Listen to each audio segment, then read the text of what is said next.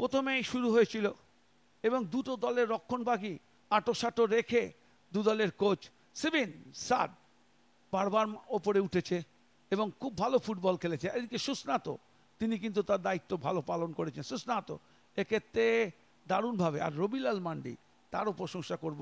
ভারী সুন্দর কর্নার ছিল, এখান থেকে গোল হতে পারত, কিন্তু সুস্নাত ঠিক সময় মতো তার ডান বাহুটা প্রসারিত করেছিল। এটা একটা সুজয়ের বাড়ানো বল এবং ভারী সুন্দর গ্যাদারিং এক্ষেত্রে সেই সুস্নাতের। আবার একটা আক্রমণ ছিল, আবার সেই সুস্নাত যেভাবে বলটি ধরেছিল আমরা দেখলে, এটা একটা ভালো আক্রমণ ছিল। রবিলাল মান্ডি ধরার আগেই সেই বলটাকে কিন্তু প্রিয়ান সিং বেরিয়ে এসে পরিস্থিতি সামাল দিয়েছেন।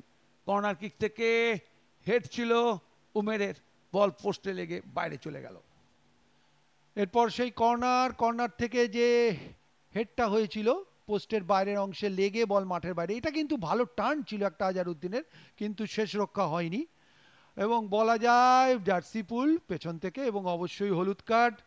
আজকের ম্যাচে এরকম হলুদ কার্ড তরুণ বিশ্বাসকে অনেকবার দেখাতে হয়েছে। ফার্স্ট হাফ শেষে দ্বিতীয়ার্ধের নির্বাচিত অংশ আপনারা দেখছেন, যেখানে ফাউল ছিল, লড়াই ছিল এবং একটু টাফ এবং রাফ ফুটবলও আমরা দেখেছি।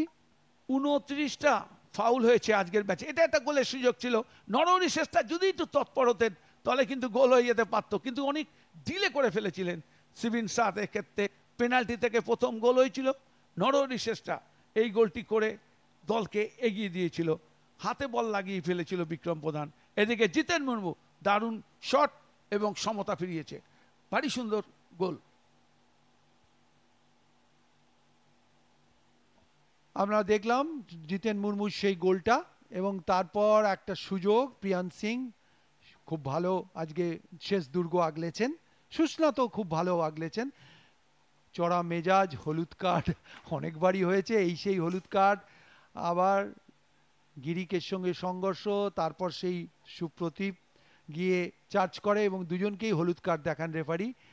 খেলার একদম শেষ দিকের ঘটনা, যেখান থেকে সুস্নাত একটা শরীরকে ছুঁড়ে দিয়ে অবধারিত পতন রোধ করেন, এবং এই জায়গায় বলবো শেষ মুহূর্তের একটা নাটক যেন ছিল। যাই হোক, শেষ মুহূর্তে কোনো দলই শেষ পর্যন্ত জাংটা ভাগতে পারেননি। 1-1 স্কোর লাইন, এই 1-1 স্কোর লাইনেই কিন্তু খেলা শেষ হলো, অর্থাৎ দুটি দলই একটি পয়েন্ট পেল। বাংলার আওয়াজ, বাঙালির আবেগ, জি 24 ঘন্টা।